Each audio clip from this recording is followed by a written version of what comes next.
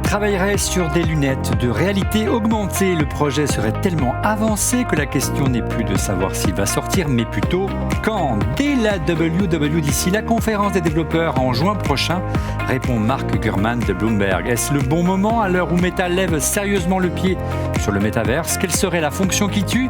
Débat en compagnie de la start-up française Micro OLED qui développe ses propres lunettes de AR ultra légères.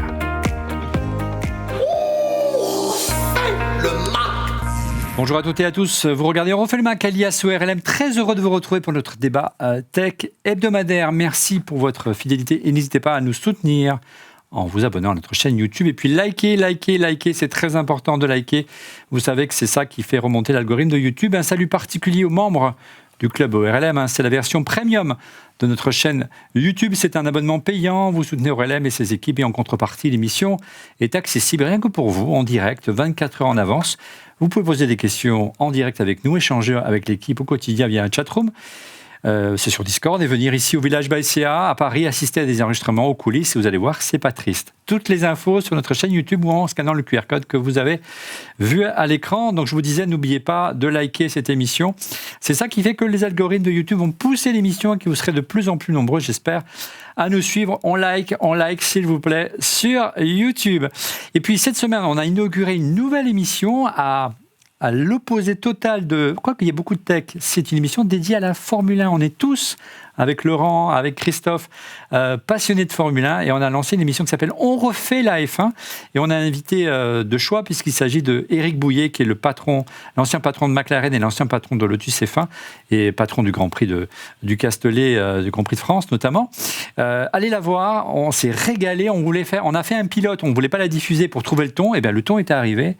Et vous retrouvez dans cette émission nos chroniqueurs habituels avec comme invité, en tout cas cette semaine, en duplex, vous allez voir, de Grenoble. On a demandé à un spécialiste de la réalité augmentée d'être avec nous. Il s'agit d'Éric Marcelin Dibon, qui est le cofondateur et PDG de Micro OLED. Bonjour Éric. Bonjour. Alors Micro OLED, c'est une société, une start-up qui est spécialisée dans la conception et la fabrication des micro-écrans OLED pour des applications proches de l'œil, tout simplement. Exactement, on fabrique des écrans en miniature qui sont tout petits, comme celui-ci, c'est celui qui rentre dans les lunettes. Et ces écrans qui sont utilisés dans des applications de visée, donc dans des viseurs de caméra, dans des microscopes, dans différents types de produits, que ce soit des caméras grand public ou des caméras, je dirais, pour des applications professionnelles. Donc c'est vraiment... Alors, est-ce que vous pouvez remontrer l'écran, justement? Parce que c'était un peu fugace. Tout petit, celui-ci, voilà. On voit que c'est minuscule. Et ça, donc celui-ci, par exemple, c'est celui qui rentre dans les lunettes. Donc celui-ci, c'est vraiment notre plus petit écran. C'est un écran qui est particulier, qui consomme très très peu d'énergie parce que c'est vraiment ça notre savoir-faire. Et ça, c'est vos lunettes qu'on voit à l'image, Exactement. Donc pour adresser le marché de la réalité augmentée, on a décidé de monter dans la chaîne de la valeur. Donc, de ne pas fournir uniquement l'écran. Bon, bien sûr, on fournit l'écran à des fabricants de lunettes, mais aussi de faire tout le système, ce que j'appelle le moteur qui va à l'intérieur des lunettes, pour développer en particulier des lunettes très légères, par opposition un petit peu aux casques de réalité virtuelle. Qui sont très lourds et qui ne sont pas portables. Et ça, c'est les fameuses lunettes Ngo 2 qui ont reçu au CES, le CES Innovation Awards 2023. Nous allons en reparler dans un instant. Donc l'idée, c'est à la fois de développer évangéliser avec vos propres lunettes et aussi proposer à des constructeurs tiers d'intégrer vos casques. C'est la visée un peu tête haute, on peut dire ça. Et on pourrait l'imaginer dans des casques de moto, des automobiles, des casques, plein de domaines possibles. Oui, donc nous, on a créé une marque qui s'appelle Active Look, qui est une marque ingrédient. Et donc, on travaille avec différentes marques de lunettes. Par exemple, il y a Julbo qui ont été les premiers à sortir des lunettes Active Look. Donc, Active Look, c'est vraiment la technologie cœur dans les lunettes, mais c'est aussi une plateforme ouverte qui permet aux développeurs d'apporter des informations directement dans les lunettes. Et après, on a créé notre propre marque de lunettes qui s'appelle Ngo. Pourquoi ? Parce qu'il faut démocratiser ce cas d'usage qui est nouveau. Ouais. Et on découvre tous les jours un peu des nouveaux cas d'usage d'ailleurs. Et on devine derrière vous les montagnes. Vous êtes du côté de Grenoble et c'est vraiment du Made in France et développé du côté de Grenoble. À mes côtés en plateau, l'inénarrable Laurent Pantanach. Bonjour Laurent, et tu portes de très belles lunettes. Tu as vu ça ? Ce sont des lunettes Ngo. Moi, je les ai sur le nez. Voilà. Et donc, avec tout cet éclairage-là qui m'éclaire. Donc c'est très léger. Tu veux pas c'est super léger. C'est super léger. Moi, tu sais, je suis fan de Oakley. Pour ma vue, tu sais, j'ai besoin que ça couvre le visage. Et là, ça couvre bien le visage avec sur le coin. C'est léger. C'est ça qui est bien. L'information, elle est vraiment sur le coin et ça gêne pas tout ce qui se passe ailleurs, quoi. Donc c'est plutôt une version assez minimaliste de la réalité augmentée. Mais avec vous, Eric, on va essayer de comprendre pourquoi vous avez fait ce choix-là et peut-être pourquoi Apple aurait peut-être tendance à suivre votre modèle. On va en parler tout à l'heure. En duplex, oui, pardon. Je voulais juste dire, tu parlais tout à l'heure des besoins qu'on avait de gens qui allaient nous liker. Oui. J'ai regardé la dernière émission, et la dernière émission, on a presque 40% de nos auditeurs qui ne sont pas des abonnés. Donc, et je me dis... abonnez-vous, soyez sympas. Alors je sais qu'il y a beaucoup de gens qui nous écoutent en voiture, et je sais que c'est pas facile, finalement, eux le suivent en podcast. Abonnez-vous en YouTube. Ceux qui nous regardent sur YouTube, faites-le. C'est que de l'amour que vous nous donnez.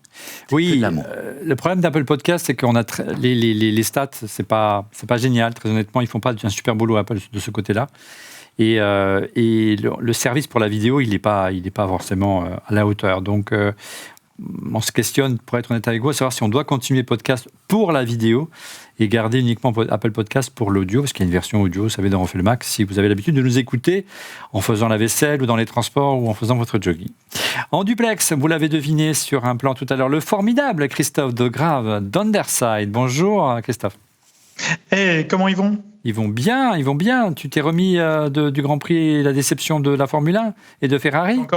J'ai encore du mal à en parler de Charles Leclerc et je me fais suivre pour ça en fait. Merci de remuer le couteau dans la plaie, Olivier. Oui, mais à côté de ça, aujourd'hui, je suis super content d'être avec vous parce qu'on va parler de réalité augmentée, réalité virtuelle, réalité mixte, de start-up française. C'est vraiment génial. Et parmi les nombreuses activités, dans l'éventail des activités d'Underside, il y a effectivement la réalité virtuelle et la réalité augmentée. On va en parler ensemble. Allez, on enchaîne avec le sondage de la semaine. Regardez, la question était assez simple. Pensez-vous qu'Apple va lancer des lunettes de réalité augmentée ? Vous étiez 26,4% à répondre oui, car c'est the next big thing. Alors, c'est loin d'être la majorité.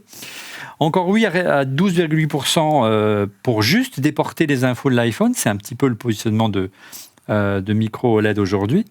Non, car Facebook enterre le métaverse. Ça, on va en parler longuement ce soir, 14,2%. Et enfin, la majorité, 46,6%, car le concept de casque de réalité augmentée mixte VR est trop cher et trop complexe. Regardez cette réaction sur Twitter de Féfé du 83, on devine d'où il vient. Salut l'équipe, j'ai une question. Pourquoi faire ? C'est l'enjeu de donner envie et de trouver un moyen de convertir les utilisateurs. On va en parler longuement avec Eric ce soir. Autre réaction, Danto01, Apple a du cash, il faut y aller et tenter. Personne ne les attendait sérieusement sur la Watch. Ce n'est pas faux. On va essayer, si vous êtes d'accord avec moi, de dresser le portrait robot de ces lunettes supposées d'Apple à partir des nombreuses rumeurs très détaillées. Vous allez voir. On va parler des rachats de start-up, on va rappeler des technologies qui sont développées par Apple et comment on pourrait s'inspirer également de l'expérience de micro OLED. Alors Eric, est-ce que le micro OLED est quelque part un avant-goût des Apple Glasses ? On l'a compris Eric, l'enjeu, on l'a vu avec notamment l'échec des Google Glasses il y a de nombreuses années déjà, et de faire accepter l'utilisateur des lunettes connectées. Votre stratégie n'est pas de proposer un casque de réalité mixte, comme l'annonce la rumeur pour Apple, mais une version assez minimaliste, avec un écran qui affiche vraiment les informations de base de l'iPhone, comme pour la vision tête haute d'un avion de chasse ou d'une voiture, Eric. Oui, c'est vrai. Alors bien sûr, on fait des écrans à haute résolution pour justement ces applications haut de gamme, mais en fait, nous a paru qu'il y avait un marché vraiment sur la réalité augmentée légère, ce qu'on appelle le light AR, où finalement, faire des lunettes, il faut faire quelque chose de très compact, très léger, pour que ce soit accepté par le grand public. Donc, on a plutôt pris le parti d'amener des informations dans votre vie réelle, dans votre quotidien, en transparence, plutôt que de vous transporter dans un monde virtuel ou un monde parallèle. Pour résumer, quel type d'informations s'affiche sur l'écran, par exemple ? Alors, nous on a développé, je dirais, un premier vertical de ce marché qui est le sport, parce qu'on s'est dit, le sport, c'est le segment de marché où les gens peuvent vraiment comprendre le cas d'usage. Je pense qu'une des grosses erreurs de Google Glass il y a une dizaine d'années, c'est d'avoir sorti un produit technologique sans avoir vraiment pensé au cas d'usage.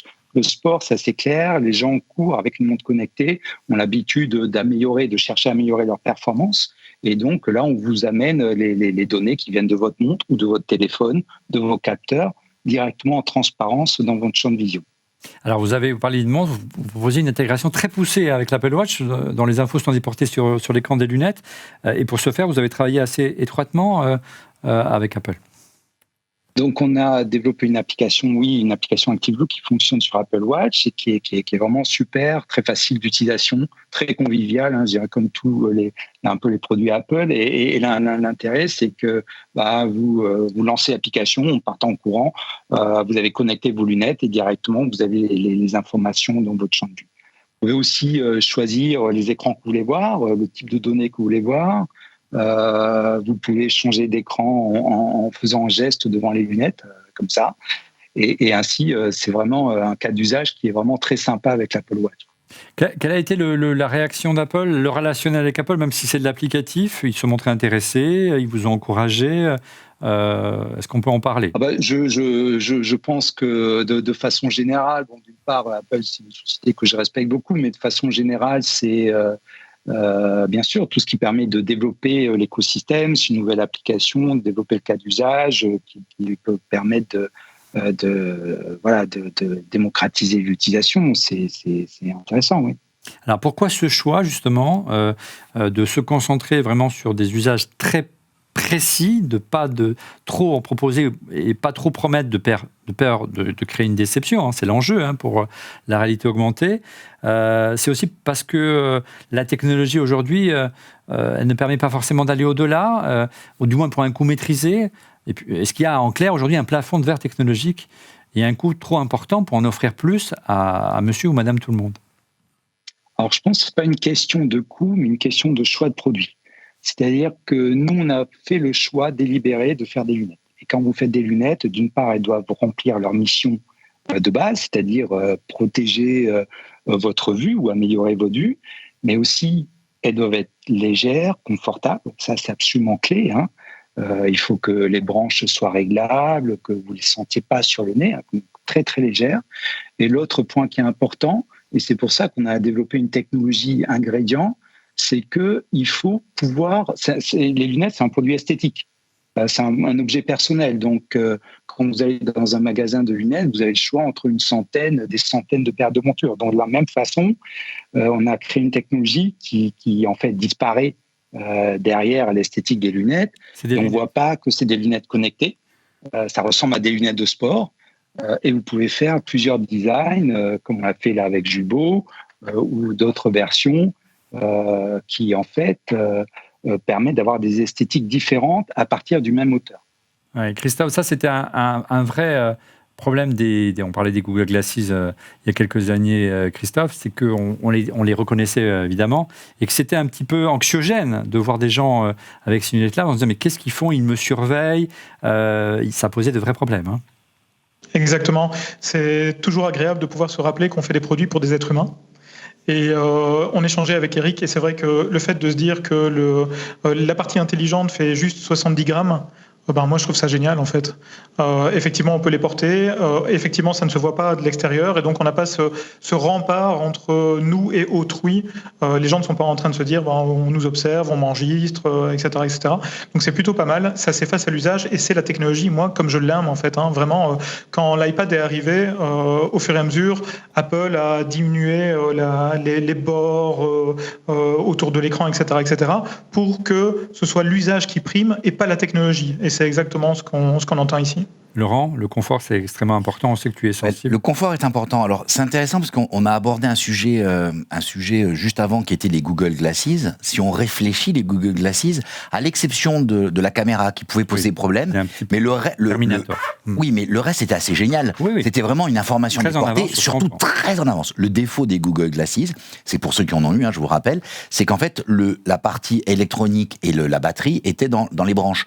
Donc, il y avait des branches, mais qui étaient lourdes, et très épaisse. Là, il n'y a rien dans les branches. La partie électronique, c'est vraiment un tout petit bout autour du nez, quoi. Sur la partie qui sert à rien sur la vision. Donc c'est vrai que tu te retrouves avec des lunettes qui sont particulièrement légères, quoi. Tu vois, pour faire du sport, c'est parfait, quoi. Tu vois, pour aller faire du running, c'est le truc idéal, quoi. Et tu n'as pas besoin de regarder ta montre, de dégainer ton iPhone, tu as toutes les informations qui apparaissent à l'écran. C'est, comme le disait très bien Eric, c'est un cas d'usage. Tu vois, la difficulté aujourd'hui avec cette approche d'information déportée, c'est que des cas d'usage, il en existe plein. Moi, j'avais testé les Google Glasses dans un univers industriel où tu regardais un panneau électrique et tu avais quelle est l'information que tu dois trouver quand tu mesures ou quels sont les endroits où il y a du danger parce qu'il y a de l'électricité qui passe. C'est fantastique. Donc, dans un cas d'usage professionnel, je pense que la réalité, ce qu'on appelle la réalité augmentée, aurait du sens. Mais le problème, c'est que on a mis tout ensemble. Oui. C'est-à-dire la réalité virtuelle, la réalité augmentée, la réalité, tu vois, est-ce que je vois à travers, est-ce que je vois pas à travers, est-ce que c'est en plus, est-ce que c'est pas en plus, est-ce que les photos qu'on a vues du casque Apple, c'est un truc qui vient de se coller derrière. Là, on n'a pas du tout ça. Un masque, hein, c'est même oui, c'est un masque. Le cas d'usage, c'est un point important, vous me disiez en préparant cette émission, Eric. Un autre écueil à éviter. Le cas d'usage, c'est vraiment un écueil à éviter. Je veux dire, on a trop vu toutes les tentatives publicitaires des Google, du métaverse, de Magic Leap, où vous vendez une baleine qui flottait au-dessus d'un jardin, où on vendait un monde parallèle dans lequel ils inondaient de publicité. Mais l'une des questions que posait l'un de vos auditeurs, c'est que qu'est-ce qu'on fait des lunettes de réalité augmentée, en fait, hein. Donc, nous, vraiment, la volonté, c'est plutôt que de vous transporter dans le monde virtuel, on vous laisse dans votre monde de tous les jours, on vous apporte quelque chose en plus de façon à ce que vous puissiez bénéficier, je dirais, de l'information qui est utile. Et les cas d'usage sont nombreux. Nous, on a démarré sur le sport, mais même déjà dans le sport, il y en a plein. On en a découvert au fur et à mesure qu'utiliser les lunettes sur des tonnes de sports variés, et dans l'industrie aussi, puisqu'on a fait un modèle pour l'industrie qui est transparent. Parce qu'il y a des sociétés qui développent leur proof of concept, je dirais, avec nos lunettes, pour voir comment les utiliser. Moi, j'ai adoré une démo qu'il y a sur votre vidéo. Je ne sais pas si le système est encore au point, mais moi qui ai fait pas mal de voiles dans ma jeunesse, d'avoir une lunette de réalité augmentée avec le compas qui s'affiche à l'écran et le cap, et on voit par rapport à une bouée quand vous faites une régate et comment vous allez dériver et comment vous pouvez... Voilà, c'est génial. Je veux dire, ça, c'est pour des voileux, c'est un truc... En plus, les lunettes sur un bateau, c'est presque mission obligatoire, hein. En tout cas, c'est un Méditerranée qui fait beau. C'est un vrai cas d'usage, en effet. Et là, il y a vraiment des gens qui sont intéressés sur le cas d'usage de la voile, mais il y a d'autres cas d'usage même dans le sport. Il y a le golf, il y a l'aviron, Alors concrètement, Eric, quel a été le plus gros challenge technique dans la mise au point des lunettes ? On rappelle qu'elles ont été conçues en France, que vous fabriquez les écrans, et on sait que les écrans, c'est un point critique, notamment pour Apple. Le challenge, en fait, pour faire des lunettes, et que la plupart des gens oublient, c'est qu'il faut faire des lunettes d'abord. Et donc, des lunettes, encore une fois, c'est quelque chose de très léger et d'esthétique. Donc, la vraie contrainte, c'est le poids. C'est-à-dire que la plupart des lunettes normales pèsent 26 grammes. Donc, au maximum, vos lunettes doivent peser 35 grammes. Donc, vous avez un budget de 10 grammes. Et dans 10 grammes, vous devez inclure la batterie, l'électronique, l'optique, l'écran. Donc, finalement, ça vous donne un budget de à peu près 20 milliwatts. Et donc, là, le secret, c'est de faire un écran qui consomme très, très peu d'énergie. Et donc, en pensant à l'application, nous, on a développé un écran, mais c'est celui que je vous montrais tout à l'heure, qui est tout petit, puisqu'il fait juste 3 mm. C'est vraiment difficile de montrer à l'image.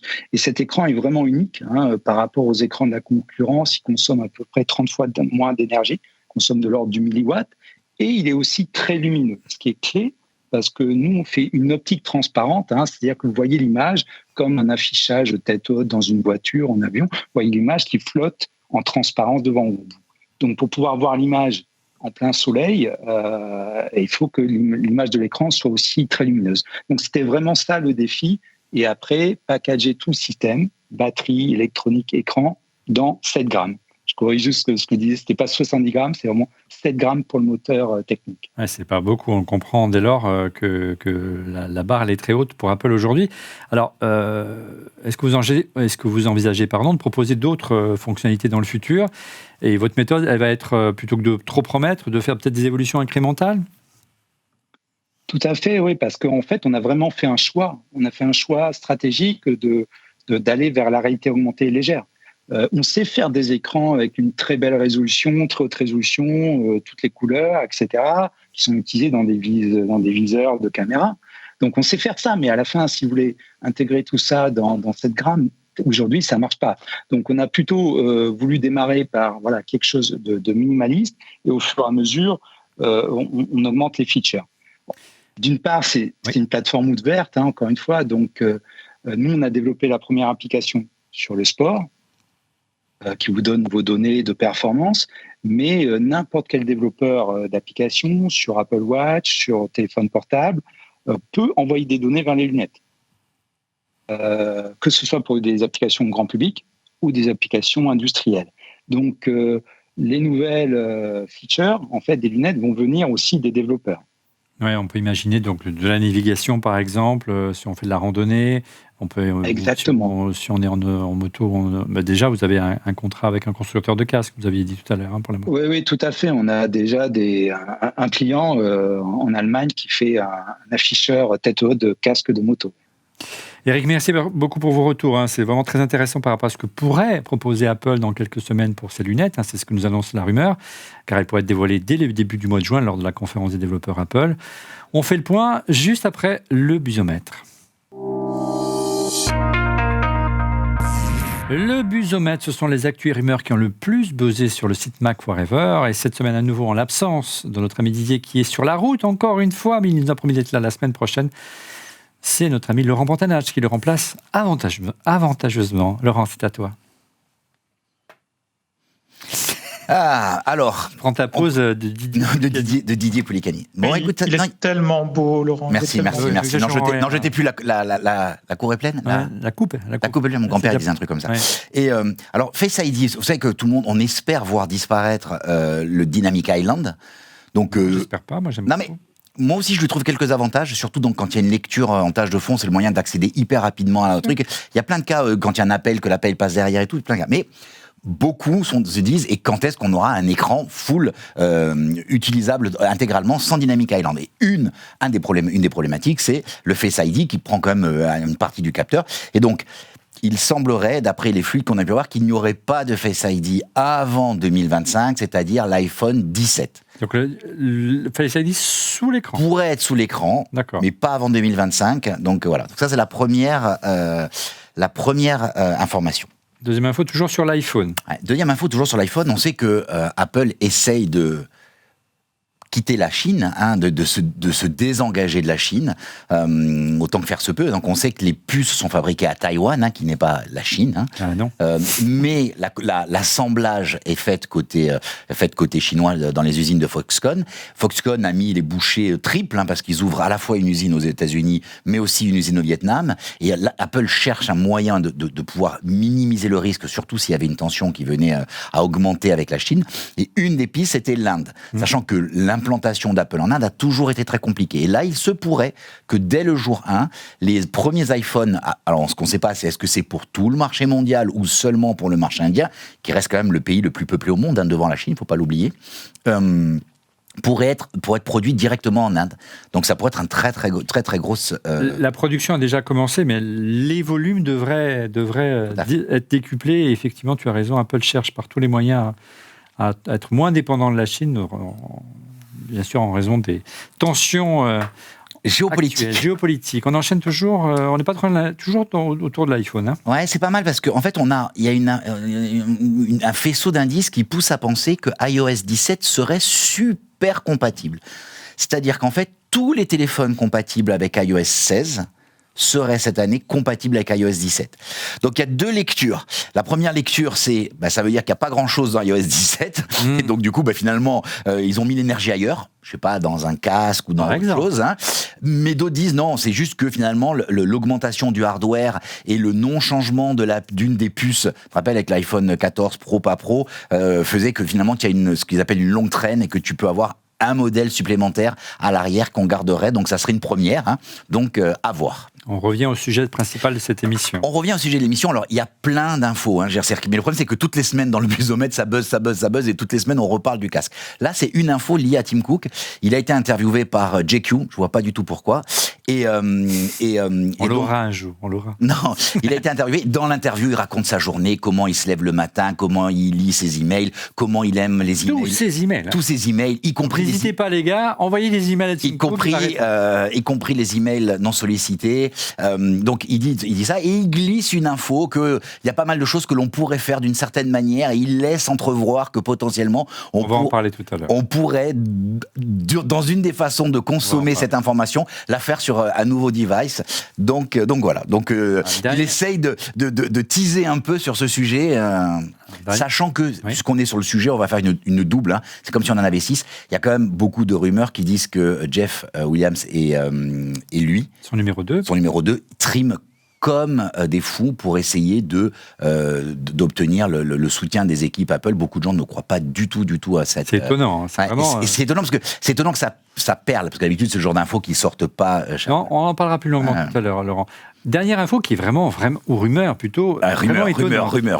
En fait, les résultats d'Apple sont assez excellents par rapport au reste du marché.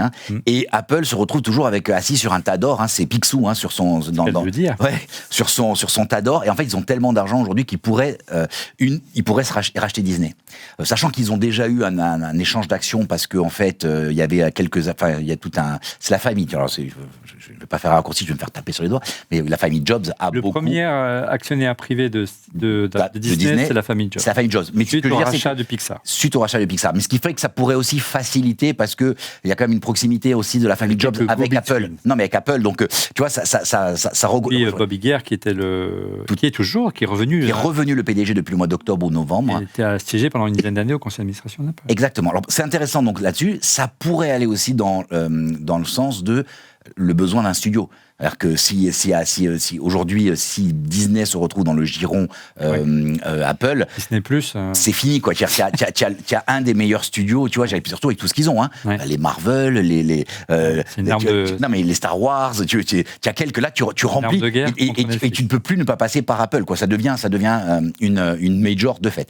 Mais il y a quand même dans le giron Apple, il est long, désolé. Dans le giron Apple, il y a quand même plein de choses comme les parcs et tout ça qui sont pas trop de la cam on va voir. Ça pourrait être spin-offé, voilà.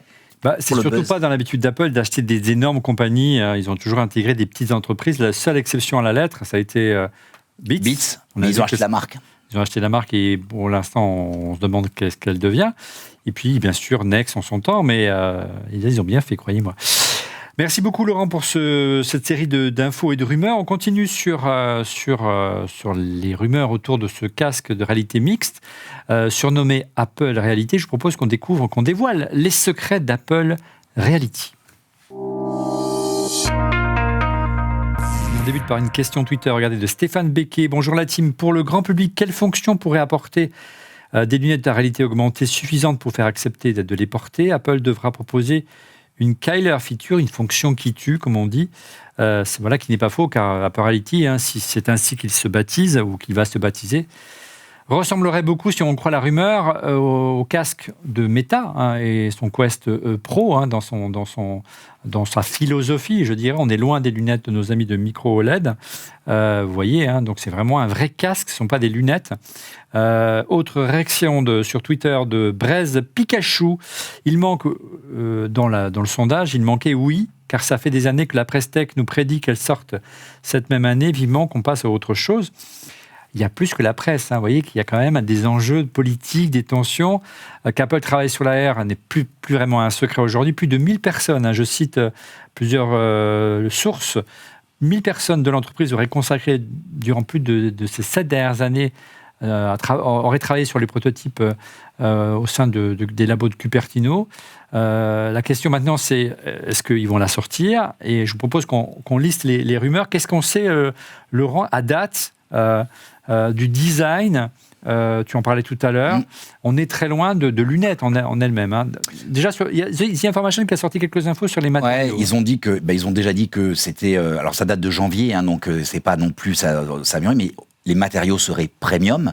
Ça serait partie d'aluminium associé à un cadre en fibre de carbone, sachant que l'aluminium, ils l'utilisent déjà en grande partie, bien sûr dans les ordi, mais dans le casque qu'ils ont.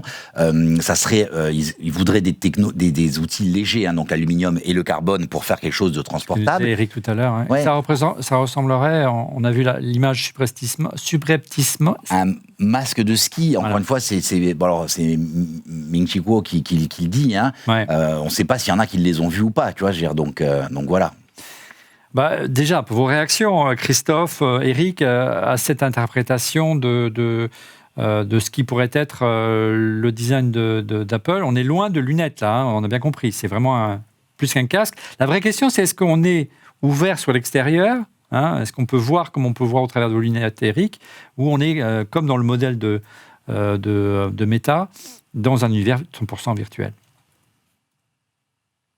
D'après ce que l'on entend, on voit au travers d'une caméra. C'est-à-dire qu'on n'a pas une vision naturelle, mais il y a des caméras qui filment l'extérieur et qui retranscrivent l'image à l'intérieur du masque. Donc ça nécessite une puissance assez importante. Hein. Christophe, ta réaction à ces premières rumeurs? Oui, effectivement, je vois mal Apple enfermer son utilisateur uniquement dans de la réalité virtuelle, donc dans un univers en 3D complètement synthétique. Je vois plutôt Apple permettre de la communication avec l'environnement. Et voilà, exactement. Et de ce fait, privilégier, je vois bien la possibilité, tu vois, d'appuyer sur le côté et de passer en mode transparence, donc en mode réalité augmentée ou bien en mode réalité virtuelle, en fonction de l'usage. Et puis voilà. Maintenant, effectivement, on est sur un form factor qui, a priori, n'est pas celui du tout dont parlait Eric, avec quelques grammes de plus sur les lunettes et avec une réalité augmentée qui est une réalité augmentée bien spécifique, mais plutôt une réalité augmentée qui se veut plus généraliste. Et dans ce cadre-là, ça veut dire aussi qu'il faudrait voir si, d'un point de vue non seulement esthétique, mais en plus de ça, d'un point de vue ergonomique, en fait, on va pouvoir les supporter plus que quelques heures. Ouais. Et même, il semblerait, Laurent, qu'au sein même d'Apple, ils hésitent entre différentes versions. Hein. Ouais, il pourrait y avoir deux versions. Hein. Deux versions auraient été envisagées. La première sans fil, avec bien sûr le processeur et batterie intégrée, donc ça serait quelque chose d'assez... oui, un peu comme le système de Meta aujourd'hui. Ouais, à ce truc. Et l'autre plus légère, reliée à un boîtier déporté, tu vois, où la batterie et la partie processeur pourraient déporter, donc tu mettrais dans la poche. Ouais, tu vois, du coup, ça ferait un casque effectivement très léger. Donc, il y aurait la puissance, ça serait la partie représentation, tu vois, de l'information, mais la partie calcul. En discutant avec ça, je crois la semaine dernière, je sais plus si c'est avec Christophe ou avec Stéphane, il me disait on a aussi un iPhone qui est surpuissant et on pourrait déléguer une partie du travail à l'iPhone. Hein. C'est intéressant, mais ce qui est étonnant, c'est qu'Apple aurait fait le choix d'une version 100% autonome donc et déportée, avec un boîtier. Ça sent vraiment étonnant. Hein. C'est étonnant. Donc, une puissance de calcul et un stockage indépendant. Alors, tenez-vous bien, le processeur embarqué serait aussi puissant que le M2 Pro du MacBook Pro la dernière génération. Mais ce qui voudrait dire que le casque ne serait pas aussi autonome qu'on le souhaiterait pour autant. Il limiterait les fonctions. Alors, vous parliez tout à l'heure de quelques grammes, moins de 50 grammes, de mémoire, Eric, concernant vos lunettes. Selon Ming-Chi Kuo, toujours, les prototypes actuels pèseraient de 200 à 300 grammes. Mais le poids final, l'objectif serait d'atteindre entre 100 et 200 grammes. Et donc, plus léger que le casque de Meta. Donc, ce serait plutôt un casque, comme tu disais, de réalité mixte, qui intégrait des petits écrans, Christophe, et on passerait d'un univers à l'autre. Hein. C'est ça, exactement. Si on le compare avec le Meta Quest Pro, on parle quand même de 722 grammes d'un côté sur le Meta Quest, et donc là on parlerait de quasiment un tiers en fait du poids, donc ça pourrait être quand même vachement sympa, drôlement sympa. Et après, pour rebondir sur ce que disait Laurent, oui.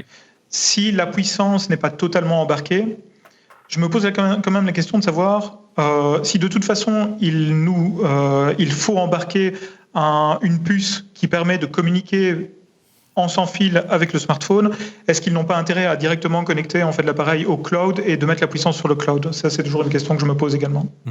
Alors, Apple aurait beaucoup travaillé sur les écrans, Laurent? Oui, alors on a parlé de beaucoup de lentilles, mais surtout c'est sur la partie écran. Il y aurait un écran pour chaque œil. Donc du coup, on pourrait pas voir directement, c'est-à-dire qu'il n'y aurait pas de transparence de la vue, mais par contre, il y aurait des caméras qui permettraient d'assurer le suivi du regard. Que ce soit naturel. Que l'usage soit naturel, qu'il n'y ait pas des maux de tête. Tu vois, il serait pourvu de petits moteurs chargés d'adapter automatiquement, tu vois, la distance interpupillaire et faire que l'image soit nette avec le bon angle. Tu vois, c'est ça, une espèce de mise au point rapide pour un angle de vue le plus large possible. Tu vois, qui fait que tu n'es presque pas le sentiment d'être derrière un casque. Et moi qui porte des lunettes, alors ce qui est intéressant, c'est qu'ils diraient qu'ils envisageraient un ajout de lentilles correctrices pour éviter de porter des lunettes de vue. Il y aurait 15 caméras quand même. Hein, tu vois, dans 15 caméras. 15 caméras. Donc, je sais pas, t'imagines, 8 pour filmer et dupliquer l'environnement extérieur. Et, tu vois, et 7 caméras pour traquer tes propres mouvements à toi. Il est intégré le virtuel dans le réel. Donc, une sorte de super écran OLED de définition 4K. Il serait développé avec Sony. Ça vous parle, Eric, sans rentrer dans les secrets? Oui, c'est les rumeurs que l'on entend. Hein. Donc là, on est vraiment sur de la très haute résolution. Et donc, ça veut dire que voilà, il doit y avoir beaucoup de processing derrière, beaucoup de caméras. Donc, on est vraiment dans une utilisation qui sera sûrement, j'imagine, très intéressante et très chouette. Mais c'est vraiment une utilisation à la maison. Enfin, c'est pas quelque chose qu'on peut imaginer porter tout au long de la journée, quoi. On a des infos au niveau sonore, Laurent. Est-ce que c'est pas encore très clair ce qu'il va y avoir embarqué? Je crois que c'est la partie intéressante parce que c'est la partie qui est la plus floue. Hein. Certains disent qu'il serait doté d'un système sonore spatial très sophistiqué. D'autres diraient que c'est juste juste la partie haut-parleur. Haut-parleur. Puis d'autres diraient que c'est juste même sans casque, sans truc. D'autres, donc on sait pas trop. Après, il y a quand même évoqué que la puce H2 pourrait être intégrée pour se synchroniser comme des AirPods, tu vois, pour synchroniser les AirPods et faire que tu as un casque. Après, tu vends le téléphone, le casque, les AirPods, tu vois, tu fais le combo. Hein. Donc, on commence à comprendre la montagne à gravir pour Apple entre la puissance embarquée, l'ergonomie, entre le poids, et vous le disiez tout à l'heure, il faut quand même assurer l'autonomie. Est-ce qu'on a des chiffres concernant l'autonomie? Qu'est-ce que nous dit Ming Chiu Kuo? Alors c'est le plus prolixe sur le sujet. Hein, donc encore une fois, il pense qu'il y aura un pack attaché à la ceinture, donc on serait dans la partie dual, hein, c'est-à-dire où j'ai le casque sur la tête et la batterie ailleurs pour héberger les batteries. Et dans ce cas-là, il dit que ça serait une autonomie qui ne devrait pas excéder les 2 heures en une surcharge. Mais on pourrait augmenter avec plusieurs packs batterie. Mais t'imagines d'avoir un truc lourd avec du casque déporté qui dure 2 heures. J'ai vu qu'Apple autorisait de changer de batterie. Non mais c'est ça. C'est pour ça que pour moi ça va pas. Et puis surtout c'est pas la fille. Ouais, il y a pas de batterie externe. On est dans le flou le plus total là-dessus, quoi. Donc bon. Alors on attend. Alors, on va se faire l'avocat du diable. C'est vrai que on revient 15 ans en arrière lorsque l'iPhone était sorti. On pouvait légitimement, ce qui n'était pas mon cas, se poser des questions sur quelle valeur ajoutée aurait pu apporter Apple en sortant un iPhone par rapport au leader du marché qui était Nokia, ou encore, souvenez-vous, BlackBerry, pour les plus anciens d'entre nous. Mais ils avaient une killer app. L'écran multipoint, écarter les doigts pour zoomer, etc. etc. Quelle pourrait être, après tout, c'est ça, la killer app, selon vous, peut-être Christophe, qui ferait que il y aurait une fonction qui ferait que ça déclencherait l'achat. On sait que Meta a misé beaucoup sur les jeux vidéo. Il y a eu de magnifiques démos, c'est génial ce qu'ils ont fait. On pense à Iron Man, on pense à des jeux il y a même des jeux de bagnole, des jeux, moi qui adore ça, de Grid Legends notamment, ou encore Population One, qui sont vraiment très spectaculaires. Mais apparemment, ça pour l'instant, c'est pas. Et on sait qu'on en parlait la semaine dernière avec Christophe. Sony a tenté également de lancer des nouvelles générations de lunettes de VR et les chiffres sont assez décevants. Mais le PlayStation 2, le PSVR 2 se vend à peine. En fait, pour l'instant, c'est vraiment à nouveau un public complètement de niche. Si aujourd'hui pour les Mac et si aujourd'hui pour les smartphones, Apple est toujours dans le dur quand il s'agit d'aller vers du jeu vidéo, je vois mal comment tout d'un coup il se trouverait une fibre pour aller vers le jeu vidéo avec ses lunettes de réalité augmentée et de réalité virtuelle. Regardez l'émission de la semaine dernière, vous verrez que c'est loin de la fibre. On en reparle. Tout à fait. Donc, pour répondre à ta question, quelle serait la killer feature ? Très certainement que Apple va travailler l'ergonomie. Et l'ergonomie, ça va être le fait de pouvoir, sans aucun joystick, sans aucune manette, pouvoir éventuellement diriger les choses avec ce qu'on pourrait appeler une espèce de tactile dans l'air, je ne sais pas, quelque chose comme ça. Bien que ça se fasse déjà pour d'autres casques de réalité virtuelle, mais ici, peut-être que Apple pourrait le faire de façon extrêmement fluide, etc. Et arriver sur le marché très fort en tant que l'une des plus grosses sociétés de tech au monde, et imposer son standard, pourquoi pas. Alors, c'est aussi une info qu'a sorti The Information, enfin une rumeur, comme quoi effectivement il n'y aurait pas de manette. Et donc c'est vrai que tu le soulignais, là, le casque de Meta utilise une manette déportée, donc les choses seraient beaucoup plus naturelles, aucune manette. Et c'est vrai que tu as raison de le souligner, la force d'Apple, c'est plutôt l'ergonomie, c'est plutôt l'interface. On parle beaucoup, Laurent, d'éléments de pilotage qu'on connaît déjà, qu'on a tous au poignet, et notamment la couronne numérique.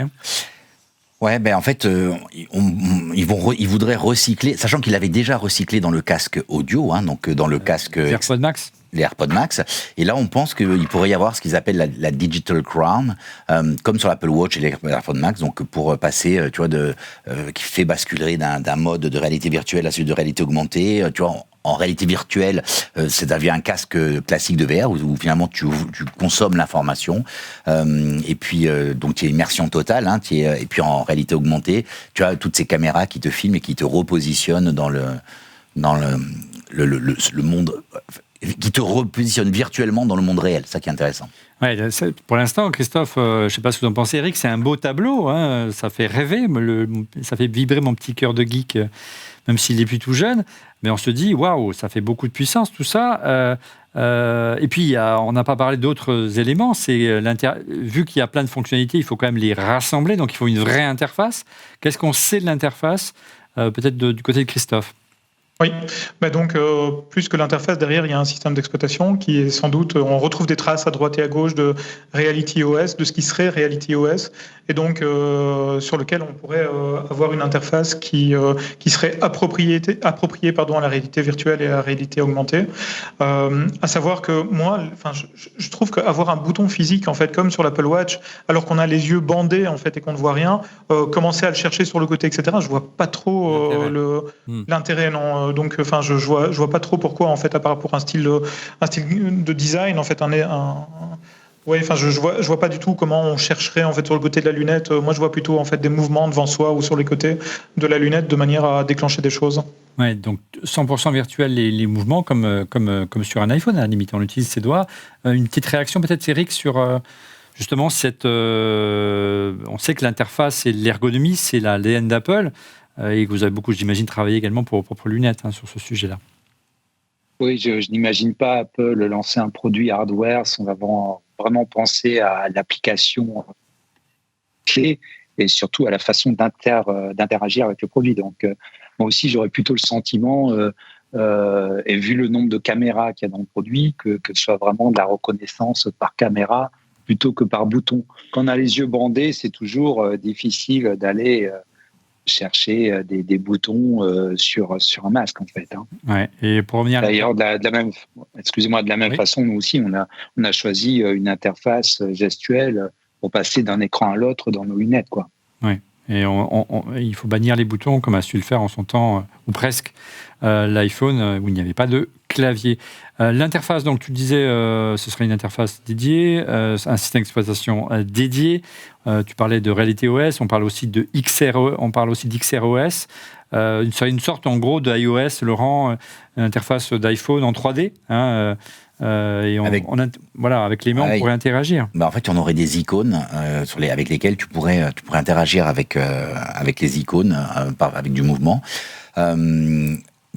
Bien évidemment, Apple est loin d'être stupide. C'est la boîte, c'est pas la boîte la plus philanthropique que je connais sur Terre. Et donc, ils envisagent d'embarquer un App Store.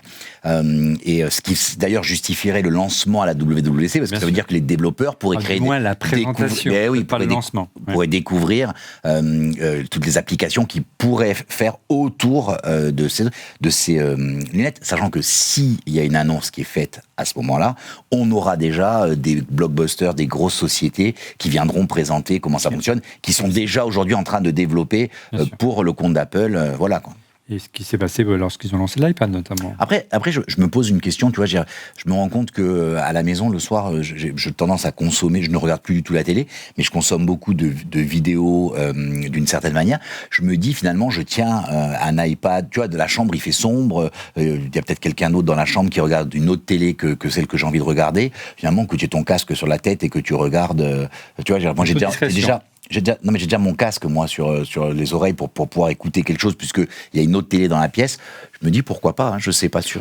En tout cas, la rumeur pense que la killer app d'Apple serait justement l'écosystème Apple. On pense au service, bien sûr, Apple TV+, notamment. Et il miserait à fond, c'est assez étonnant, sur le visionnage immersif de vidéos avec Apple TV+, pour donner vraiment aux téléspectateurs l'impression d'être face à un écran géant. On sait qu'il y a deux constructeurs qui y sont essayés, pas toujours avec réussite.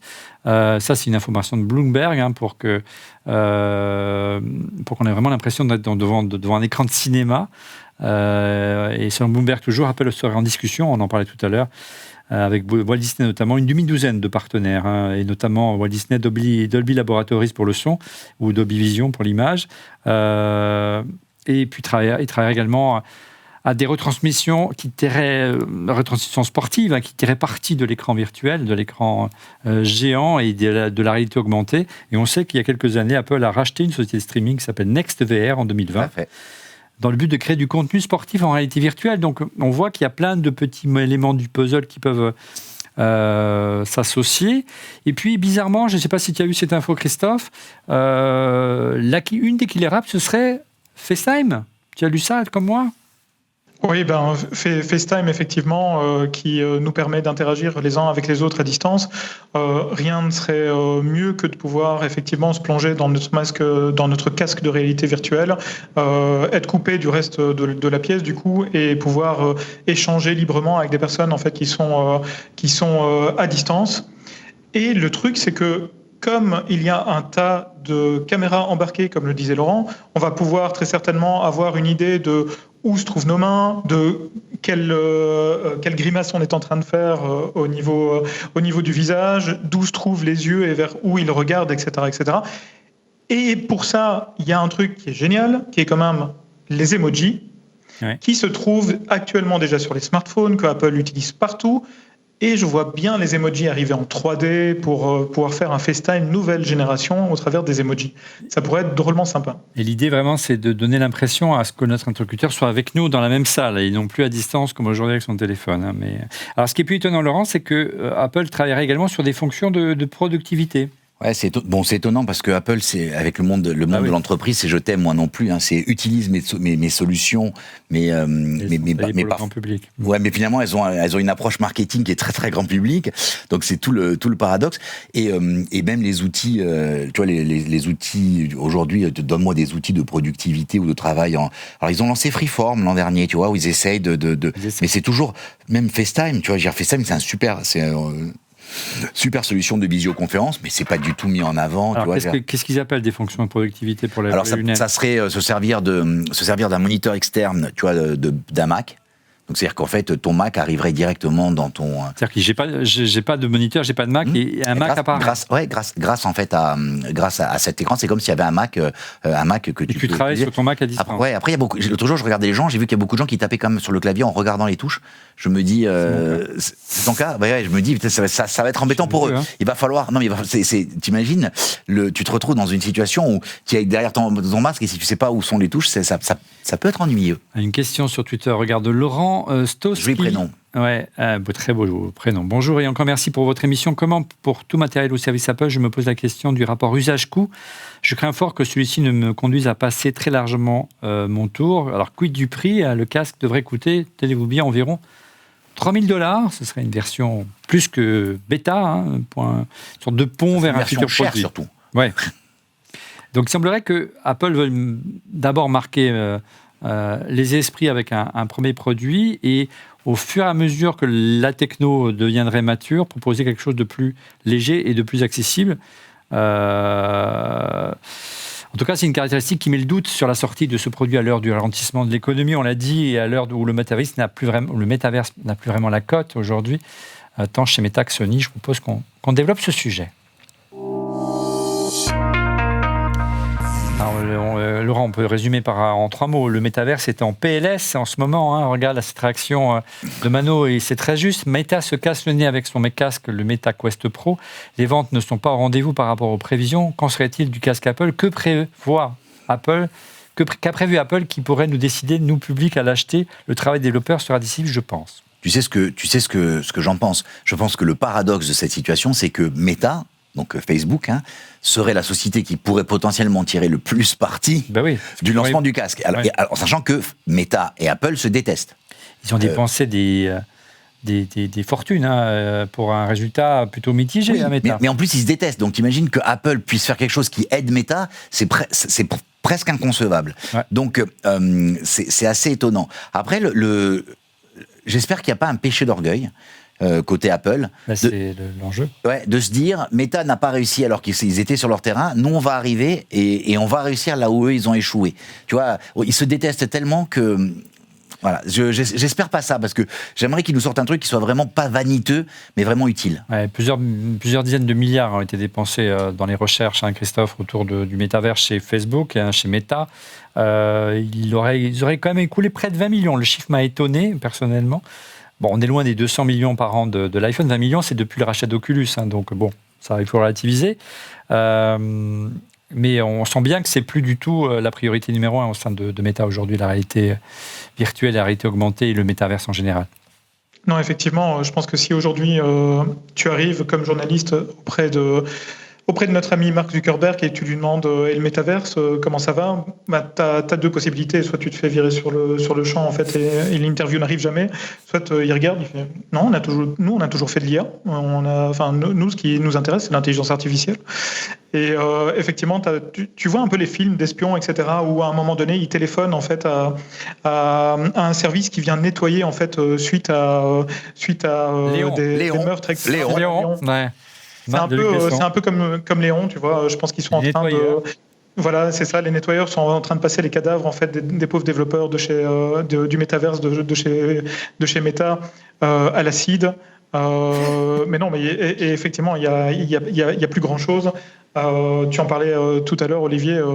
Dans les documents descriptifs des activités de Facebook, en fait, ça arrive à la xème page. Aujourd'hui, il y a plus cet attrait. Je pense qu'il y a eu vraiment un énorme recul en fait par rapport à ça. Après, l'intelligence, c'est de se rendre compte qu'on est aussi peut-être dans une voie en fait qui n'est pas la bonne. Donc, pourquoi pas. 13,7 milliards ont été dépensés par Meta. C'est juste milliards. Eric, tu pourras en faire des choses avec 13,7 milliards. Oui, tout à fait. Ouais. On a dépensé moins. Ouais, j'imagine. Mais c'est tout le mal que je te souhaite. Mais quelque part, surtout qu'on est beaucoup d'observateurs à cette montrée sceptique sur la vision d'un Mark Zuckerberg. Même sur le long terme, il aura certainement raison. Mais à court terme, c'est compliqué. C'est difficile de demander à des êtres humains de faire une croix sur ce qui fait de nous des êtres humains. C'est-à-dire qu'on a besoin de se voir les uns les autres, on a besoin d'interagir, on a besoin de se voir en vrai. C'est ça qui nous permet en fait d'avoir des relations continues et d'avoir un bon relationnel en fait, être sans cesse dans un métaverse qui continue à évoluer sans nous et etc., etc. Ça peut être très anxiogène en fait. Et c'est vrai que j'ai du mal, moi qui suis un vieux de la vieille et qui suivait les keynotes de Steve, j'avais la chance de pas être très très loin à chaque keynote. Quand on sait que comment dire, le rapport qu'avait Steve Jobs à la télévision, au loisir en général numérique, on en parlait déjà la semaine dernière avec Camille, il n'aimait pas les jeux vidéo, il considérait que c'était pas noble, un outil numérique doit être un outil de production. Alors, il est revenu bien sûr avec l'iPhone, mais s'imaginer qu'un produit d'Apple isole une personne dans un univers clos et l'isole du reste de la communauté, c'est tellement loin de l'ADN original de la marque, moi j'ai du mal. Mais après, business c'est business. En tout cas, tu l'as dit, l'investissement le plus important du code serait désormais de Meta sur l'intelligence artificielle. Donc la page semble se tourner ou s'est déjà tournée. Regardez cette réaction de Vincent. Chickle Stuff, ce marché ne décolle pas vraiment, et même si Apple se lance, ça restera un marché de niche pour geeks, pas très intéressant pour le grand public ni pour la santé. C'est vrai que Sony, on en parlait à l'instant, Christophe l'a appris également à ses dépens. Hein. On en parlait la semaine dernière avec Camille. Regardez notre émission sur les jeux vidéo, elle était passionnante. Sony prévoyait de vendre 2 millions d'unités entre son lancement et le mois de mars. Il ne nous aurait écoulé que 270 000 selon IDC. Ça veut dire que le prix est assez élevé, hein, 600 €. Tu l'as essayé, Christophe ? Oui, je l'ai essayé. Il est très chouette. Il est beaucoup plus confortable que l'ancien parce qu'il n'y a plus qu'un seul câble. Et ça, c'est pas mal. Il ne faut plus installer un processeur extérieur. Il ne faut plus commencer à installer des caméras sur son écran, etc. Donc, c'est plus facile à mettre en place. Mais malgré tout, visiblement, il y a des acquéreurs, mais pas suffisamment pour en faire un produit qu'on peut appeler un produit mainstream, quoi. Alors, est-ce que c'est un problème de conception ? Est-ce que la technologie est au rendez-vous ? Est-ce que c'est un problème de prix ? C'est aussi l'enjeu pour Apple. Hein. Apple aurait les mêmes difficultés. Son projet se heurterait aux mêmes difficultés, du moins techniques et financières. En 3 mots, il se heurterait à un plafond de verre.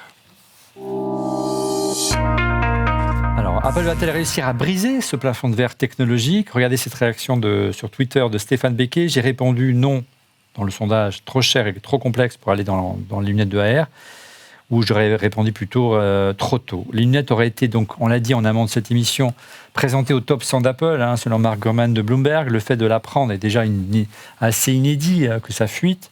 C'est vraiment un moment où rien ne transpire. Et plus étonnant, c'est qu'on apprend qu'il y a un scepticisme, Laurent, tu le soulignais tout à l'heure. Profond. Certains employés auraient quitté le projet car ils porteraient des doutes sur son potentiel. Il faut dire qu'ils ont aussi pas mal licencié parce que les progrès n'étaient pas au rendez-vous. On se heurte, je ne sais pas, peut-être plus Eric pour cette question. Vous l'avez souligné tout à l'heure, un vrai plafond de verre aujourd'hui technologique.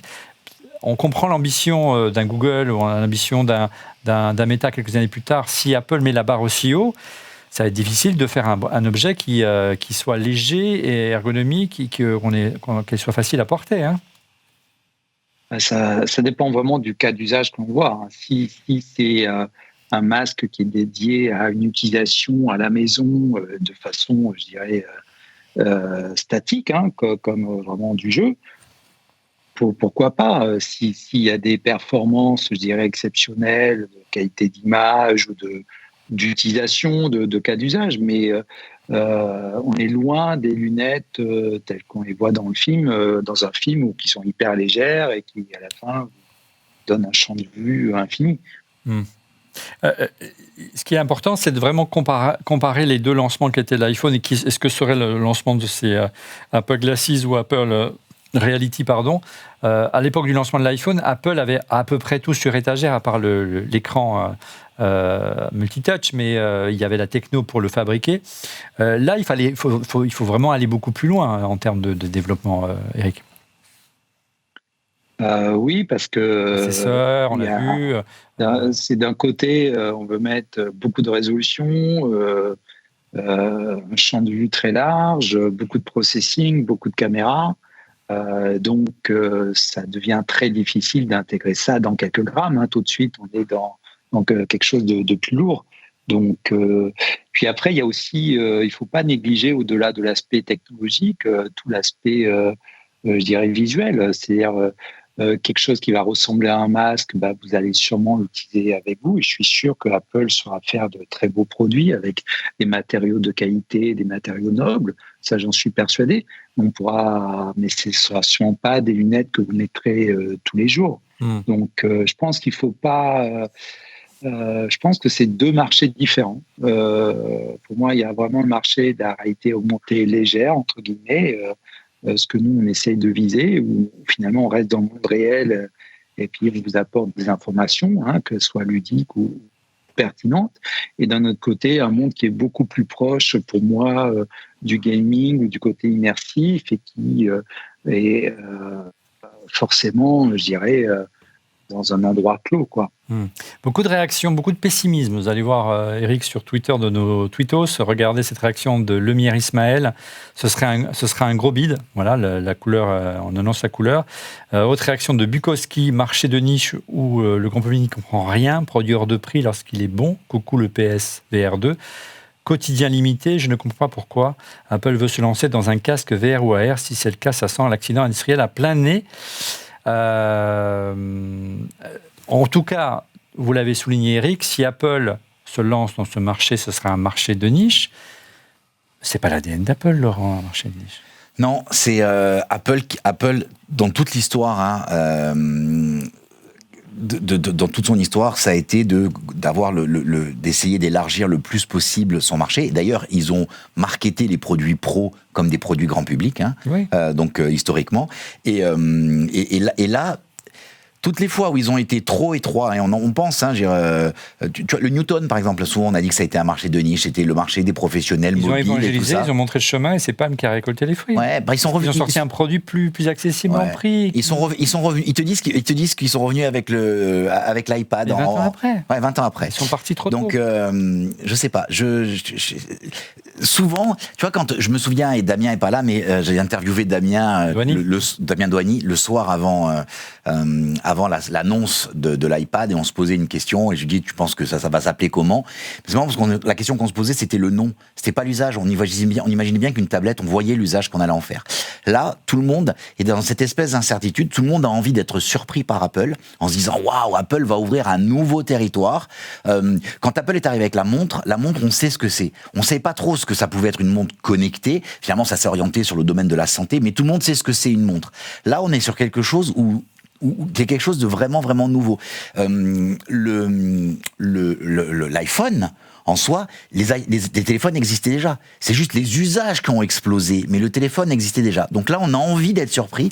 Il y a cette espèce d'angoisse là qui est frémissante, qu'on a avril, mai à tenir, puisque l'annonce sera a priori faite le 5 et on enregistre le 6, ça sera diffusé le 7. Donc c'est exactement dans 2 mois, jour pour jour. Et on sera en direct. Et on sera en direct.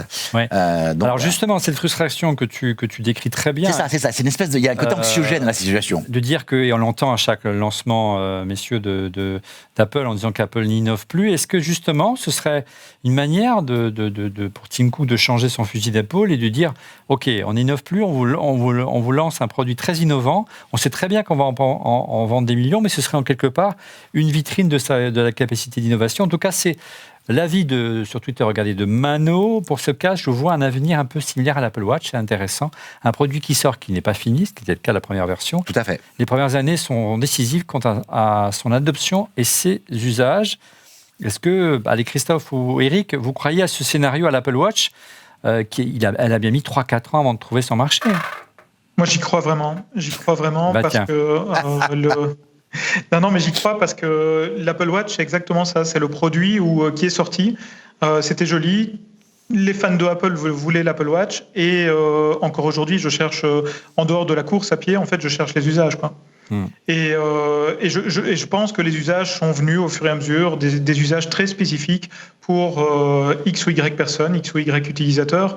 Et donc, ça va être peut-être similaire à ça. Sauf comme le relevait Laurent tout à l'heure, est-ce qu'il va y avoir une killer app ou pas, en fait? Peut-être bien, dans le domaine de Apple TV+, ou autre. On n'avait pas de killer app, souviens-toi, sur l'Apple Watch Series 0, comme on l'a appelé à l'origine. Elle n'a même pas l'autonomie pour tenir... Exactement. Mais c'est même pas une version bêta, c'est une version alpha.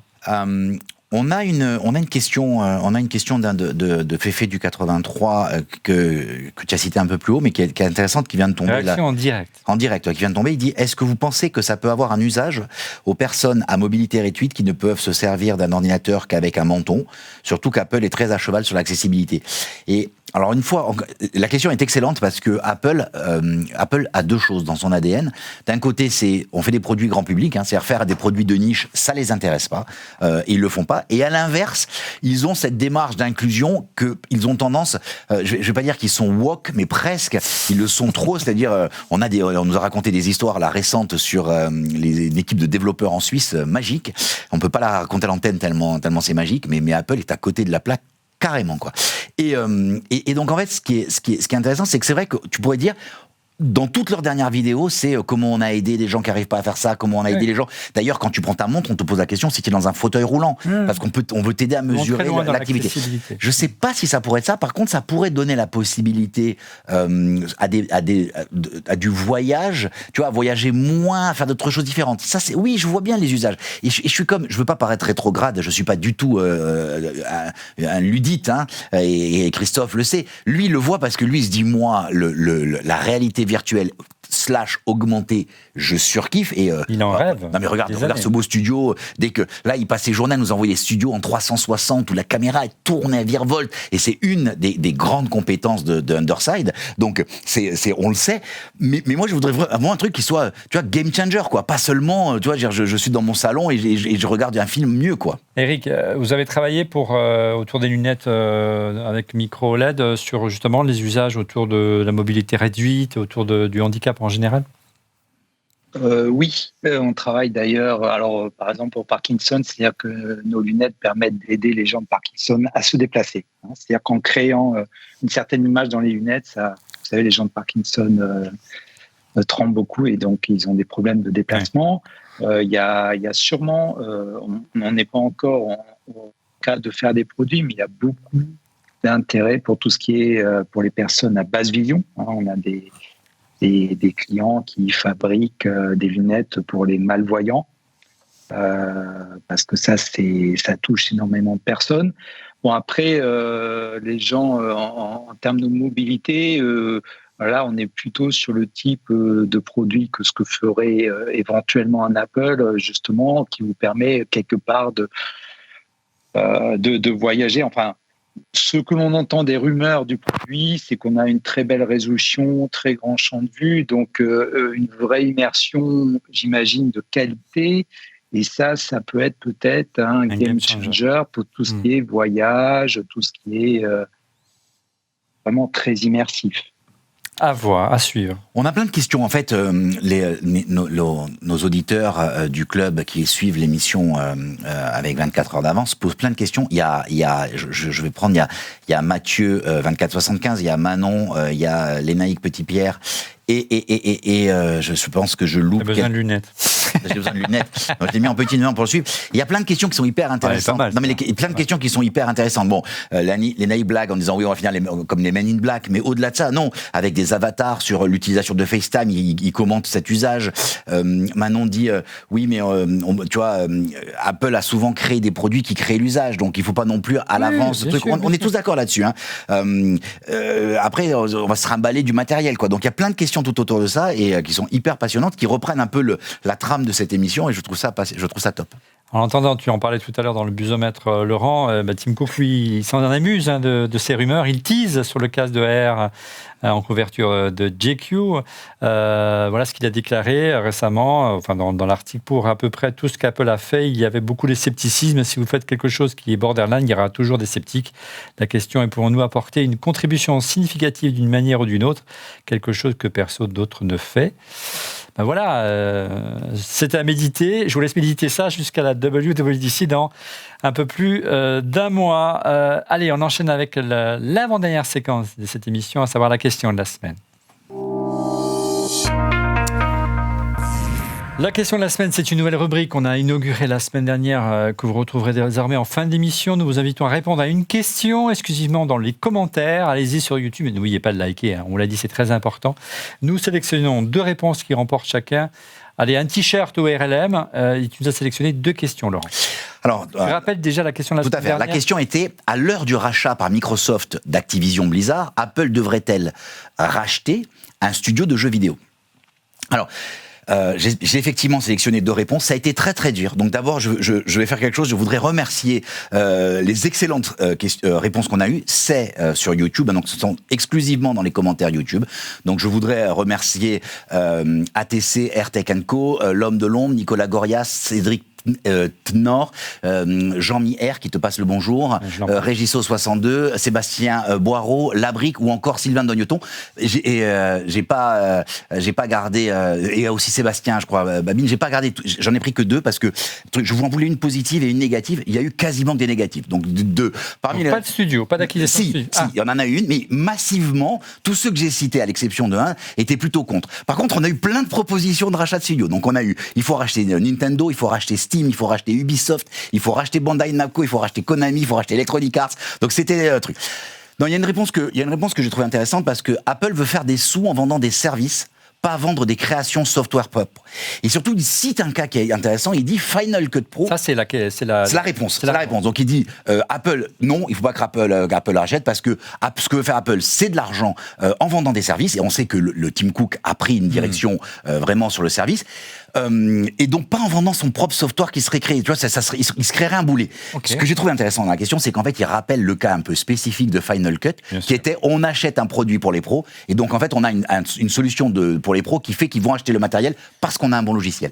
À l'opposé, on a une réponse qui dit avoir un studio leur permettrait d'avoir un pied solide dans ce secteur, sur les machines de salon, bureau. Et donc là, c'est plutôt de se dire, bon, ben, ouais, ça serait un peu mettre le pied à l'étrier et ça les forcerait à y aller. Donc, tu vois, on a ces deux oppositions. Encore une fois, la masse était plutôt vers non, que Apple continue à faire des bons produits. Et donc, maintenant, on a la question de cette semaine. Alors, juste une petite parenthèse. Aux 2 gagnants de cette semaine, envoyez-nous un petit message sur contact@onrefaitlemacom. On vérifiera bien que c'est bien vous, parce qu'il y a des petits plaisantins. On va veiller là-dessus pour qu'on vous envoie 2 t-shirts de votre choix parmi la gamme de notre boutique. C'est en dessous, regardez sur le YouTube également, aux couleurs de RLM, d'On refait la pop, ce que vous voulez. Bientôt, on refait la F1. Bientôt, on refait la F1. Quelle est la question de la semaine qu'il faudra répondre pour la semaine prochaine, toujours dans les commentaires YouTube? On parle de casque, hein, on a parlé de casque toute cette émission et on sent qu'il y a un peu de flou, on ne sait pas trop. Et la question, c'est qu'on déplace complètement le sujet et on se dit finalement, est-ce qu'Apple ne devrait pas investir dans l'IA générative, à l'instar de ChatGPT, plutôt que dans un casque de réalité augmentée? La vraie question, c'est a priori, ils vont le faire, le casque. Mais c'est ce qu'ils devraient investir aussi ce sujet. Donc voilà, c'est la réponse. Si on voit, pour l'instant, la matérialisation de l'intelligence artificielle chez Apple, c'est plutôt Siri. Bon, c'est pas en leur faveur. Hein. Ouais, je suis pas d'accord avec toi. Alors, je suis pas d'accord avec toi. Mais on en débattra la semaine prochaine. Ouais, je suis pas d'accord avec toi. Et j'ai trouvé des sujets sur l'IA et Apple. Et Apple fait des choses exceptionnelles en IA. Ouais. Donc voilà, la réponse c'est exclusive. Un vocal qui tienne la route. Après la réponse c'est exclusivement dans les commentaires YouTube. Ceux qui nous écoutent en podcast et qui sont en train de courir, vous rentrez, vous cherchez ORLM numéro 474 et vous mettez un petit commentaire en dessous et on lira. Et puis vous vous abonnez, ça fait toujours plaisir. Ça, exactement. Voilà, et les questions sélectionnées remporteront également un petit t-shirt de leur choix, chacun aux couleurs d'ORLM ou des autres émissions de la galaxie. On refait ORLM.tv aujourd'hui. Allez, on a essayé d'être le plus complet possible sur ces rumeurs autour d'un casque de réalité mixte que Apple devrait nous présenter. On aime beaucoup la solution que vous nous proposez, Eric. Moi, il me semble vraiment dans l'air du temps. Quelque chose de léger, quelque chose qu'on peut apporter partout, qui ne fait pas de fausses promesses. On verra si Apple va nous suivre. En attendant, on passe à vos coups de cœur. Les coups de cœur, on commence avec vous, Eric. Moi, le coup de cœur, j'ai pensé parce que nous, c'est une plateforme ouverte qu'on fait, et j'ai pensé au parapente. On a une société qui a développé la compatibilité de leurs produits avec une lunette pour l'application du parapente, et ça fait un peu rêver, quoi, de voler avec des informations comme ça en transparence. Voilà. En clair, concrètement, on a sur les lunettes les informations de vol, c'est ça en fait qui apparaissent? Exactement, et ça, je dirais, c'est la société Searide qui fait des sortes de compteurs pour parapente, pour vous donner des informations de vent, de direction, et donc ils ont créé la connexion avec nos lunettes et pour envoyer les informations directement dans les lunettes.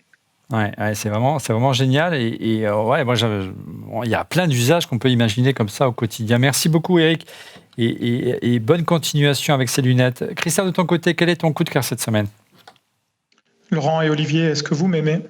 Ça, tu sais que oui. Oui, on t'aime comme un frère, mais on t'aime.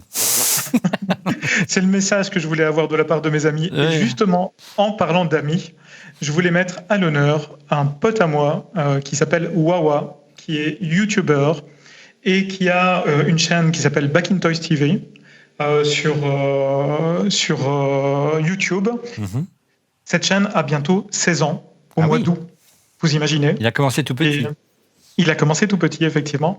Non, mais blague à part, en fait, c'est une chaîne qui parle de flippers, de jeux vidéo rétro, de bornes d'arcade, enfin tout ce que j'aime, moi. Des sujets que tu n'aimes pas, hein. Non, c'est pas le sujet qui t'intéresse du tout.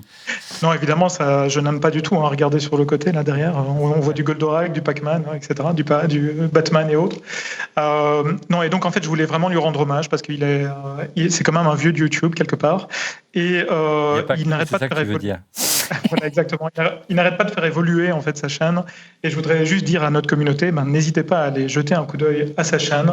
Je pense que vous allez prendre du plaisir. Il va même visiter des collectionneurs, un peu comme moi, et voir aller visiter les collections, aller voir de la Nintendo, du Sega, aller voir de la Neo Geo et autres. Enfin, tout ce qui a bercé notre enfance. Ça s'appelle Back in Toys TV. Et puis, n'hésitez pas aussi à aller voir le dernier épisode dont on refait la pop, qui est maintenant classé dans la rubrique jeux vidéo, parce qu'on était toujours dans la tech. Et vous découvrirez tous les secrets du Commodore 64. C'est passionnant. Laurent, ton coup de cœur cette semaine ? Alors, mon coup de cœur cette semaine, c'est un des meilleurs logiciels produits sur les 10 dernières années. Ni plus ni moins. Ni plus ni moins. Voilà. Donc, en fait, c'est quelque chose que je teste depuis plusieurs semaines. Et j'ai appris aujourd'hui, un copain m'a dit, à qui je lui avais recommandé ça, et m'a dit mais ça y est, les périodes, le délai pour obtenir l'accès sont courtes parce que il y avait un délai d'attente pour pouvoir l'avoir. Il me dit c'est quasiment une journée. Donc j'ai hésité à le proposer avant parce que si tu sais ça, je voulais pas générer la frustration. Donc en fait, il s'agit d'un navigateur internet. Il s'appelle Arc Browser. La société, elle est pas. On est dans un univers où d'habitude c'est toujours la Silicon Valley. Mais eux, ils sont basés à New York. D'ailleurs, ça s'appelle. C'est quoi ? C'est open source ? C'est un browser qui est basé majoritairement sur le moteur de Chrome, mais qui est très indépendant de Google. Donc, c'est-à-dire qu'ils sont vraiment orientés sur la protection des données, mais l'usage, les fonctionnements. Je vous jure, ils ont réinventé le browser. Je vous donne quelques exemples. Tu as des espaces. Moi, je vous donne juste mon Safari. Là, mon Safari. J'ai 35 fenêtres Safari. T'es malade. Et 289 onglets. J'ai développé un logiciel qui murle dessus. Onglets. Et en fait, pourquoi je vous dis ça ? Parce qu'en fait, progressivement, depuis 2 mois, je baisse ce nombre. Et en fait, il y a un système où tu peux dire, je veux que tous les onglets que j'ai pas ouverts au cours des 12 dernières heures, des 24 dernières heures, des 36 dernières heures, tu me les archives. Et en fait, ça veut dire que, parce que moi, je garde des trucs ouverts en me disant, tiens, je vais y retourner. Et si tu vois mon Safari, donc, en fait, c'est fantastique, je vous le recommande, c'est arc.net. La société est smart, c'est gratuit. Pour l'instant, il n'y a pas de rémunération, mais ils n'ont pas envie de taxer les utilisateurs, ils vont plutôt taxer des partenaires du style Slack, Figma, que tu peux intégrer. Et tu auras certainement des boosters, un peu en mode comme sur Discord, où tu pourras avoir un meilleur browser si tu as envie juste d'avoir un petit add-on, tu vois, en mode, je vous jure, c'est exceptionnel. Je vous donne juste un exemple d'usage. Pour cette émission-là, je suis dans mon browser. Et j'ai 2 choses devant l'écran. J'ai l'émission en live pour pouvoir suivre les commentaires, ok. Donc et j'ai comment je sais pas comment tu l'appelles, hein, le déroulé, le script de l'émission à côté. L'émission est écrite. L'émission est écrite et Olivier fait un travail phénoménal là-dessus. J'ai les 2 côte à côte. Bon, quand tu vas mettre 2 fenêtres côte à côte, tu n'arrives jamais bien à les placer. Moi, j'utilise Magnet pour placer, mais c'est jamais pratique. Là, tu as ta première fenêtre, tu cliques sur un bouton, ouvrir la deuxième, tu veux voir quoi ? Je veux voir ça. Boum, tu es les 2 côte à côte. En instantané, donc dans le browser. devrait s'en inspirer, y compris pour iOS. Mais tout le monde devrait s'en inspirer. C'est incroyable qu'il ait fallu... En 10 ans, on n'a rien eu de génial dans le browser. Là, on a le browser. Je vous dis un dernier truc. J'ai un cœur de start-upper, vous le savez, j'ai un cœur de passionné d'entrepreneuriat. L'état d'esprit des fondateurs, je trouve ça génial. Ils font des petites vidéos où ils racontent leur parcours et tout. C'est génial. Allez voir arc.net. Je surkiffe. De mon côté, mon coup de cœur, j'ai pas l'habitude de présenter. Merci quand même. Merci Laurent. La passion que tu as mis à faire ce coup de cœur. C'est un peu long, la passion. Mais c'est pas grave, quand la passion est là. 1h18 d'émission déjà. Bref, de mon côté, j'ai pas l'habitude de mettre en avant beaucoup de séries, de choses comme ça. Mais en l'absence de Stéphane Zébi. Et en l'absence de Stéphane cette semaine, moi j'ai reçu carrément une claque cette semaine en me connectant sur Apple TV+, et en regardant un film qui s'appelle Tetris, le film. Et c'est un pur bonheur. Je vous l'ai dit, j'ai reçu une claque. Si vous êtes geek, si vous aimez un peu les films d'espionnage comme moi, si vous aimez les histoires qui se terminent bien, vous allez passer un excellent moment. C'est un film qui mériterait d'être tout simplement en salle et je pense qu'il rencontrerait un grand succès. Quand on voit, c'est une belle ode aux jeux vidéo. Et c'est juste dommage qu'Apple nous fasse une si belle ode et soit pas un acteur des jeux vidéo. En tout cas, ça nous donne de l'espoir pour que dans l'avenir, il soit un peu plus présent. Tetris, le film, regardez, c'est un pur bonheur. C'est absolument à voir si vous êtes un geek comme moi. Et puis, ça me rappelle plein de souvenirs, Christophe. Tetris, quel monument du jeu vidéo qui continue. Et c'est une histoire vraie. Regardez, c'est étonnant. Un mélange, je vous le dis, d'histoire d'espionnage et de geekerie et de jeux vidéo. C'est la fin de cet épisode de Refait le Mac. Merci de l'avoir suivi. Merci encore pour votre fidélité. De nouveau, vous êtes toujours plus nombreux derrière vos écrans. Merci Eric d'être rendu disponible. Bravo pour vos lunettes. On se donne rendez-vous dans un mois pour relever les copies et savoir qui avait raison ce soir. On compte sur vous, Eric. Merci à vous. Et puis, Christophe, tu as regardé Tetris ? Il faut que tu regardes, si ce n'est pas encore le cas. Ah oui, je l'ai regardé, c'est génial. C'est génial. Et quant à vous, Laurent, je vous donne rendez-vous la semaine prochaine pour un nouvel épisode. Et n'oubliez pas, pour être prévenu en temps réel de la mise en ligne de l'émission, je vous invite à vous abonner, bien sûr, à notre chaîne en cliquant sur le petit bouton. Et n'oubliez pas de cliquer également sur le petit pouce. Cliquez, likez. C'est très important pour Refait le Mac. Merci encore pour votre fidélité. Et à la semaine prochaine. Au revoir.